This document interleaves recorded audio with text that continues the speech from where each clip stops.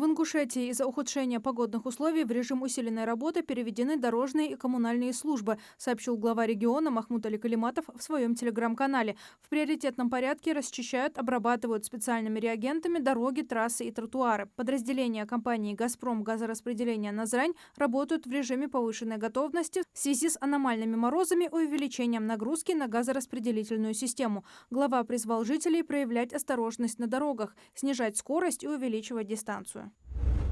К концу текущего года в сельском поселении Али-Юрт планируется открытие новой больницы на 30 койко-мест с поликлиникой на 100 посещений в смену, сообщил глава Ингушетии Махмут Аликалиматов. Больница строится в рамках федерального проекта «Модернизация первичного звена здравоохранения» нацпроекта здравоохранения. Действующий в Али-Юрте ФАП не отвечает современным требованиям по уровню технического оснащения. Это ограничивает возможности оказания жителям села медицинской помощи широкого профиля.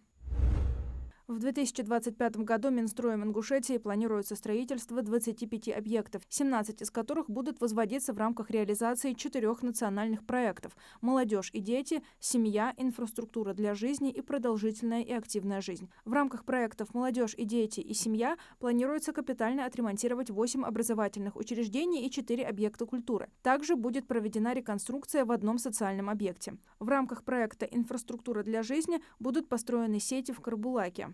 А реализация нацпроекта «Продолжительная и активная жизнь» поможет возвести 2 медицинских объекта. В текущем году из 17 объектов будут завершены 13, оставшиеся 4 переходящие на следующий год. Совет Федерации 26 февраля рассмотрит закон о продлении программы Мат-Капитала до конца 2030 года. Период действия программы Мат-Капитала сейчас ограничен 31 декабря 2026 года. Законопроект, продлевающий действия, был внесен в Госдуму Кабмином.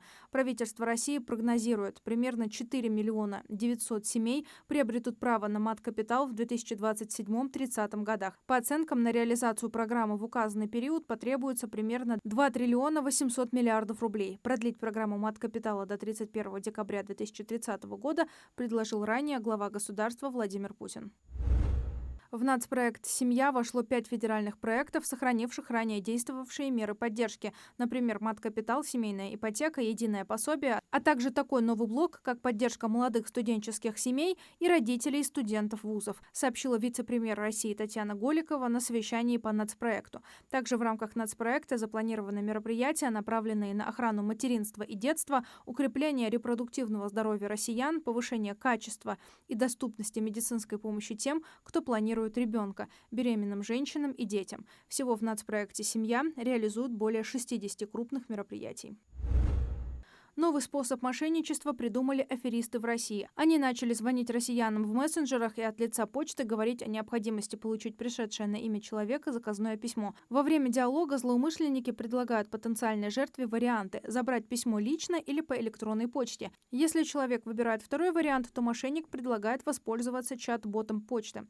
Специалисты отмечают, что сотрудники почтовых отделений никогда не звонят клиентам и никогда не запрашивают коды из СМС-сообщений и другие личные данные клиентов. На госуслугах с 1 апреля запустят сервис для проверки всех оформленных на человека сим-карт, сообщил глава Минцифры Максут Шадаев на форуме по кибербезопасности. По его словам, специалисты предполагают, что мошенники скрытно оформляют на россиян договоры с операторами связи и пользуются чужими телефонными номерами. Также с 1 апреля вступят в силу ограничения на количество номеров для граждан России. Они смогут иметь не больше 20 сим-карт. Для иностранцев правила ужесточили с 1 января. С приезжими заключают договоры только очно в салонах связи и оформляют не более 10 номеров на одного абонента.